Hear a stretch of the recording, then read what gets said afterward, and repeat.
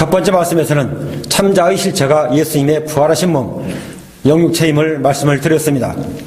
처음 들으시는 분들은 몇 번 반복해 들으시다 보면 점차로 이해가 되시고 참자를 알게 되심으로 더불어서 영원한 생명을 얻으시기 바랍니다. 잠시 잠깐의 금생에서 이보다도 더 중요한 것은 없다고 생각되는 것은 자신의 영원한 세계가 결정되기 때문에 그렇습니다. 그러므로 남은 생은 지금까지의 자아 갈등에서 자유함을 얻으시고 나를 알고 인생과 영혼을 알고 사는 여러분 되시기 바랍니다. 그러면 가생이 아닌 진생으로 살아갈 수 있는 복된 사람이 될 것입니다. 두 번째 시간에는 자칫 잘못하면 오해할 수 있는 부활하신 영육체의 예수님과 사람의 차이를 말씀드리면서 보다 분명한 영의 사람, 참자의 진리 안으로 여러분을 안내해 드리겠습니다. 먼저 예수님의 영육체 부활과 인생들과의 차이점을 아셔야 됩니다. 어떤 이단 중에서는 예수님과 같이 사람도 육체로 부활을 할 수 있다, 부활한다 하는 말로 미혹을 하고 있습니다. 이러한 잘못된 이단 사이에 속아서 고귀한 인생을 그르치는 일들이 있습니다. 그러면 왜 예수님만이 영육체로 다시 부활하실 수 있는지에 대해서 말씀을 드리겠습니다. 예수님은 유대교 지도자들의 모함에 의하여 신성모독이라는 죄로 십자가에 처형을 당했습니다. 이 사형 집행의 책임자였고 예수님의 죽음을 지켜보던 백부장의 고백에서 예수님이 어떤 분인지를 분명하게 알 수가 있습니다. 누가복음 23장 47절에 백부장이 그 된 일을 보고 하나님께 영광을 돌려 이르되 이 사람은 정령 의인이었다다 하고, 또 마가복음 15장 39절에 예수를 향하여 섰던 백부장이 그의 그렇게 숨지심을 보고 이르되 이 사람은 진실로 하나님의 아들이었도다 하더라. 당시 로마군의 장교인 백부장에 의하여 예수님은 죄 없는 죄인, 의인이며 하나님의 아들이심이 증명되었습니다. 또 육체로 부활하심으로 예수님의 의가 만방에 증명이 된 것입니다. 그리고 사도 베드로는 다음과 같이 말씀을 하고 있습니다. 사도행전 2장 31절 32절에 미리 본고로 그리스도의 부활을 말하며 그가 음부에 버림이 되지 않고 그의 육신이 썩음을 당치 아니하리라 하더니 이 예수를 하나님이 살리신지라 우리가 다 이 일의 증인이로다. 이 말씀같이 예수님은 육체가 죽고 몸이 썩지 않고 다시 육체로 사시는 것은 하나님의 아들이시며 죄와 아무 상관없는 의인이시기 때문에 오직 예수님만이 육체로 부활할 수 있었습니다. 로마서 1장 4절에 성결의 영으로는 죽은 자들 가운데서 부활하사 능력으로 하나님의 아들로 선포되었으니 곧 우리 주 예수 그리스도시라. 이 말씀같이 성결하신 영이신 예수님만이 영육체로 부활을 하였습니다. 그러면 모든 인생들 사람은 왜 영육체의 부활을 할 수 없는지 로마서를 통해서 말씀을 드리겠습니다. 성경은 모든 사람은 죄인이다 라고 단정을 하고 있습니다. 로마서 3장 9절에 그러면 어떠하냐? 우리는 나으냐? 결코 아니라 유대인이나 헬라인이나 다 지 아래 있다고 우리가 이미 선언하였느니라. 이렇게 사람인 이상 죄인이 될 수밖에 없다는 것을 말씀을 하고 있고 그 근본 원인은 다음에 세 가지로 말씀을 드리겠습니다. 첫 번째로 사람으로 태어나면 저절로 죄인이 된다는 말씀입니다. 시편 51편 5절에 내가 죄악 중에서 출생하였으며 어머니가 죄 중에서 나를 잉태했나이다 라고 고백하여 낳을 때부터 죄인됨을 고백을 하고 있습니다. 둘째는 하나님이 없다는 사람들은 못할 일, 못할 행동이 없는 제약된 인생들입니다. 로마서 3장 10절 13절 말씀에 기록된 바 의인은 없나니 하나도 없으며 깨닫는 자도 없고 하나님을 찾는 자도 없고 다 치우쳐 함께 무익하게 되고 선을 행하는 자 없나니 하나도 없도다. 또 시편 51편 3절에 무릇 나는 내 죄과를 아노니 내 죄가 항상 내 앞에 있나이다 라고 죄에 대하여 고백을 하고 있습니다. 나는 그런 죄의 인생이 아니라 하고 자신 있게 말할 수 있는 사람은 아무도 없다는 말씀입니다. 셋째로 성경은 속죄의 길을 가지고 있는 율법이 주어진 유대인들도 결국은 죄를 벗어나 의인이 될 수 없다고 말씀하십니다.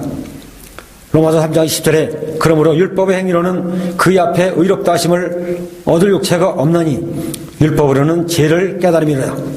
그러므로 성경은 모든 사람은 하나님 앞에 죄인이라고 결론을 내리고 있습니다.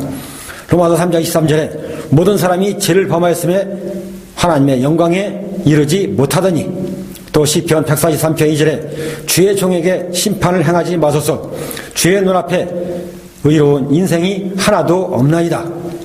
그래서 성경은 사람의 제약된 육체로는 예수님과 같이 부활체 영육체로 다시 살지 못한다고 다음같이 말씀을 합니다.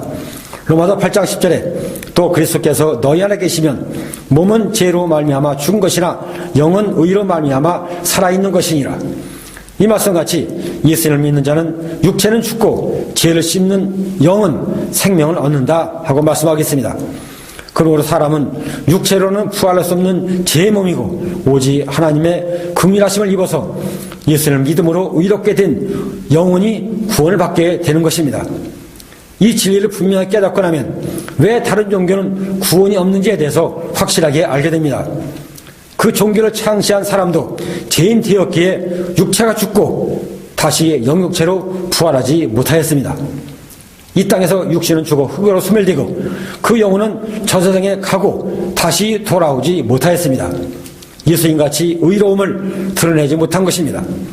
제 몸을 가진 사람은 예수님과 같이 영육체로 다시 부활하지 못한다는 것은 이 세상에 살 동안에 지은 죄과를 몸이 그 형벌을 받아 흙으로 간 것이고 예수를 믿지 않는 영혼은 하나님 앞에서 형벌을 받게 되는 하나님의 공의 하나님이기 때문에 그렇습니다. 그럼 다음에 자신의 참자, 영혼의 갈림길과 그 결과에 대해서 말씀을 드리겠습니다. 사람으로 태어난 이상 그 고유의 풍습과 문화와 종교에 따라서 살아온 대로 살며 그 가는 길과 종착지를 알지 못하고 대부분 살아갑니다. 예수님께서는 사람은 두 가지 종류의 인생이 있고 가는 길이 다르고 도착하여 들어가는 문도 다르다고 말씀하십니다. 마태복음 7장 13절 14절에 좁은 문으로 들어가라. 멸망으로 인도하는 문은 크고 그 길이 넓어 그리로 들어간 자가 많고 생명으로 인도하는 문은 좁고 길이 협착하여 찾는 자가 적음이라. 이 말씀의 넓은 길이라는 것은 하나님을 거부하고 편하게 살며 육체로 거짓장으로 살아가는 대부분의 사람들을 말씀하겠습니다. 참자, 영의 사람으로 사는 생명의 길로 가는 사람, 생명의 문으로 들어가는 사람은 소수에 불과하다는 말씀입니다. 동물들은 그 자체가 세상을 떠나면서 사라지기 때문에 다음 생을 걱정하지 않아도 되고 갈등이 있을 수가 없습니다. 사람만이 육체로 살면서 다음 생에 있을 자신의 영혼, 참자에 대한 갈등과 범민 속에서 살아가고 있습니다. 하나님의 형상과 모양대로 지음받은 피조물인 사람은 육체의 자기생이 끝나면서 다음과 같은 선과 악의 갈림길에 서게 됩니다. 로마서 2장 9절 10절 말씀에 악을 행하는 각 사람의 영에는 환난과 공고가 있으니 먼저는 유대인에게요 그리고 헬라인에게며 선을 행하는 각 사람에게는 영광과 존귀와 평강이 있으니 먼저는 유대인에게요 그리고 헬라인에게라. 이 말씀에서 주목할 것은 악을 행하는 각 사람의 영 그리고 선을 행하는 각 사람으로 같은 사람이지만 다르게 표현하겠습니다. 악인은 영으로 선인은 사람으로 말씀하겠습니다. 이 말씀의 차이를 분명히 아셔야 참자의 실체를 보다 구체적으로 알 수가 있고 사망과 생명의 차이를 구분할 수가 있습니다.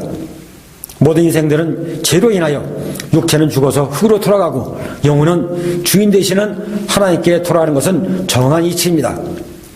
처음 만들어진 사람의 모습이 아닌 영혼체만이 하나님 앞에 서게 되고 지옥으로도 그 영혼체의 그 모습 그대로 가게 됩니다. 그러나 선을 행한 사람은 자신의 행동이 완전 무결한 선한 사람이 아니라 예수를 믿음으로 의롭게 돼서 온전케 된 한 사람으로 인정받게 된 사람을 말하고 있습니다. 이 모습이 지금까지 그토록 알고 싶어 했던 자신의 참자, 자신의 영혼의 실체인 것입니다. 예수를 믿고 성령으로 거듭나서 하나님의 자녀가 되었기에 하나님께서 온전한 한 사람으로 처음에 하나님의 형상과 모양대로 지음받은 한 사람으로 인정해 주시는 복된 사람이 된 것입니다.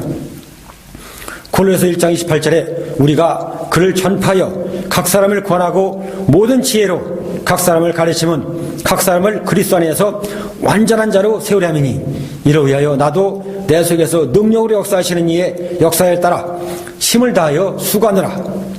이 말씀에서 완전한 자가 바로 그 한 사람 참차 바로 그 사람이고, 불완전한 사람이 예수를 믿음으로 완전한 사람으로, 완전한 참 자아로 회복시켜 주시는 하나님의 크신 은혜를 하겠습니다. 마태복음 5장 48절에 그러므로 하늘에 계신 너희 아버지의 온전하신 것 같이 너희도 온전하라 라는 말씀이 응한 온전한 한 사람이 된 것입니다. 비록 몸, 육체는 죄로 인하여 죽고 흙으로 돌아갔으나 예수를 믿음으로 인하여 예수님과 같이 영육체 부활체로 변형시키시어 하나님의 아버지 나라에서 각각의 한 사람의 고유의 영원한 생명을 누리게 하셨습니다. 마태복음 13장 43절에 그때 의인들은 자기 아버지의 날에서 해와 같이 핀다리라. 귀 있는 자는 들으라. 이 말씀이 임한 복된 한 사람이 된 것입니다. 육은 죽어 흙으로, 영혼은 예수님과 같이 영광스러운 영육체로 변화가 돼서 천국에서 해와 같이 빛나는 영광을 누린다는 말씀입니다. 이 모습이 자신의 영혼, 자신의 참자이며 그토록 좋은 곳에 가고 싶어하며 찾고 찾던 그 모습, 구원의 완성된 성도의 모습입니다.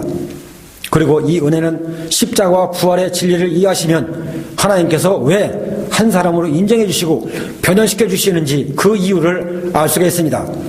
고린도서 2장 12절 말씀에 너희가 세례로 그리스도와 함께 장사되고 또 죽은 자 가운데서 그를 일으키신 하나님의 역사를 믿음으로 말미암아 그 안에서 함께 일으키심을 받았느니라.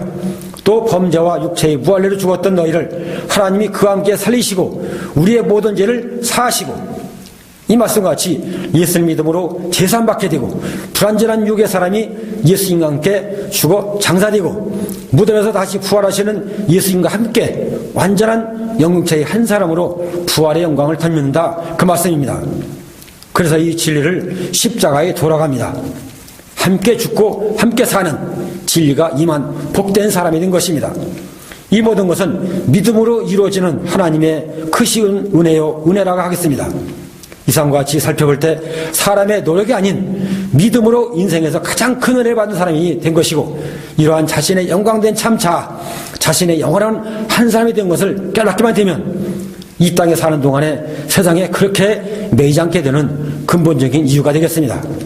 하늘의 영광을 사모하면서 이 땅을 행인과 나그네 인생같이 사는 것은 당연한 결과를 하겠습니다. 그러면 끝으로 자신의 참자, 영혼의 종착지에 대해서 말씀을 드리겠습니다. 사람은 자신의 뜻과 의지대로 이 땅에 살아갈 동안에는 부담 없이 자유롭게 결정하며 자신이 세상의 주인공인 것 같이 살아갑니다. 이런 자유의지를 하나님께서 주신 선물인 줄 깨닫지도 못하고 대부분이 사는 대로 살아갑니다. 문제는 자신에게 주어진 육체의 기간이 끝나면서 그 모든 자유의지가 하나님 앞에서 선악간의 판단을 받게 되고 사람은 본성으로 선하게 의롭게 살려고 하는 가장 근본적인 이유가 되겠습니다. 그래서 사람은 참자를, 영혼의 실체를 그렇게 그토록 알고 싶어하는 것은 육체가 끝나는 것과 함께 영혼이 계속 자기 생을 살아간다는 것과 영혼의 심판을 본성으로 알기 때문에 그렇게 찾고 싶어하고 알고 싶어하고 선하게 살고자 하는 것입니다. 결국은 자신의 참자, 자신의 영혼의 심판을 면하고자 하는 사람의 본성의 몸부림을 하겠습니다. 이런 참자, 자신의 영혼의 판단받는 것에 대해서 다음과 같이 말씀을 하고 있습니다. 로마서 14장 10절, 12절 말씀에 내가 어찌하여 내 형제를 비판하느냐? 어찌하여 내 형제를 없이 여기느냐? 우리가 다 하나님의 심판대 앞에 서리라. 기록되었으되 주께서 이르시되 내가 살았느니 모든 불입이 내게 굴릴 것이요 모든 혀가 하나님께 자백하리라 하였느니라. 이러므로 우리 각 사람이 자기 일을 하나님께 직구하리라. 이 말씀같이 하나님 앞에 무릎 꿇고 있는 각 사람의 영혼, 자신의 참자의 최종적인 모습인 것입니다. 하나님의 판단을 피하고자 사람은 그렇게 본성으로 참자, 자신의 본연의 모습을 알고 싶어 했던 것입니다. 다만 처음에 길을 잘못 들어서면 일평생 방황하다가 하나님 앞에 간다는데 그 문제의 심각성이 있습니다.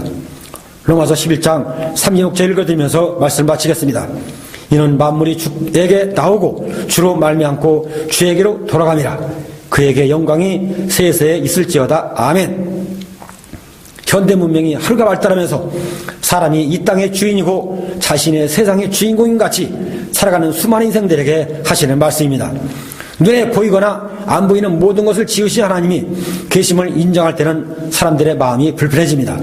마음의 부담감이 저절로 가지게 돼 있습니다.